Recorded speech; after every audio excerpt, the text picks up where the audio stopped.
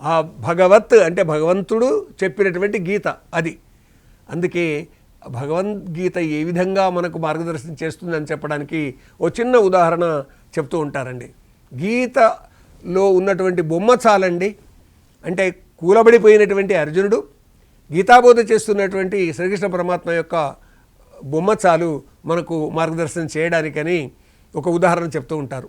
ఓ పంతులు గారు తాను పదవి విరమణ చేసిన తర్వాత తనకు వచ్చినటువంటి డబ్బు తీసుకొని తన ఊరికి బయలుదేరాడు.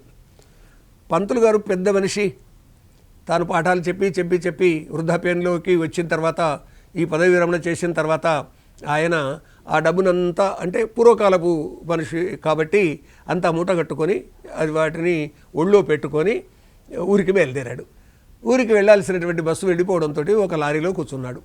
ఆ లారీ తన ఊరి వైపుకే వెళుతుంది కాబట్టి అలాగా కొంత దూరం వెళ్ళిన తర్వాత ఆ లారీలో కూర్చున్నటువంటి క్యాబిన్లో కూర్చున్నాడు. డ్రైవర్ డబ్బులు అడిగాడు.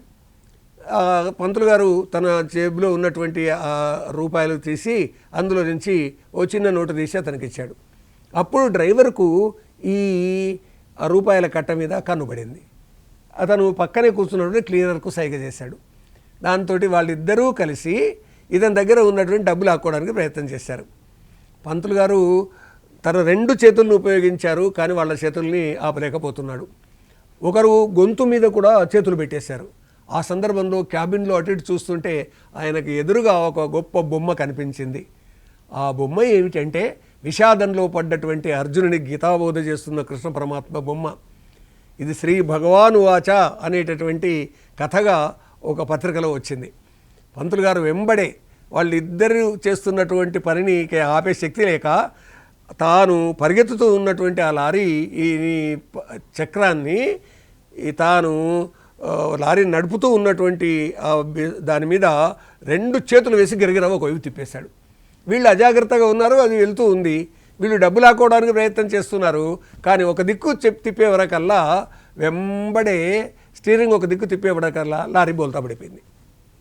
ఆ తర్వాత పంతులు గారు కళ్ళు తెరిచి చూసే వరకల్లా తాను ఒక ఆసుపత్రిలో ఉన్నాడు. పక్కనే పెళ్లి కావాల్సిన తన కూతురు, కాబోయే అల్లుడు పక్కన నిలబడి ఉన్నారు. ఆ అమ్మాయి అంది, నాన్నగారు పెద్ద ప్రమాదం తప్పింది, లారీ డ్రైవరు పోయాడు, క్లీనరు పోయాడు, లారీకి పెద్ద యాక్సిడెంట్ అయింది, కింద పడిపోయింది, అదృష్టం కొద్దీ బతికారు మీరు అని అంటుంటే పంతులు గారికి ఒక్కసారిగా గుర్తొచ్చింది. ఏమిటి అదంటే తనను దగ్గర ఉన్నటువంటి డబ్బులు ఆక్కోవడానికి వాళ్ళు ప్రయత్నం చేస్తున్నారు, కానీ తన కళ్ళ ముందు విషాదంలో ఉన్నటువంటి అర్జునునికి కృష్ణ పరమాత్మ గీతాబోధ చేస్తున్నటువంటి చిత్రం, బొమ్మ, అంతే. శ్రీ భగవాను వాచ అది అండి. ఆ బొమ్మ వల్ల కలిగినటువంటి ఒక స్ఫూర్తి అనండి, జ్ఞానం అనండి, సందేశం అనండి, అది భగవద్గీత సందేశమేనండి. ఆ విధంగా ఒక్కసారిగా తన 2 చేతులను స్టీరింగ్ మీద వేసేసి ఒకవైపు తిప్పేశాడు ఆయన. వాళ్ళు అజాగ్రత్తగా ఉన్నారు, ఈయన దగ్గర ఉన్న డబ్బులు దాచుకోవడానికి. అదండి పరిస్థితి. కాబట్టి శ్రీ భగవాను వాచ అనే ఈ కథ అందించేటటువంటి అర్థం ఏంటి ఒకసారి గమనించండి. ఇదేనండి, భగవద్గీత చదవండి, అది మీకు ఒక సందేశం అందిస్తుంది, కష్టకాలాల్లో మిమ్మల్ని పరమ గమ్యానికి చేరుస్తుంది అని భగవద్గీత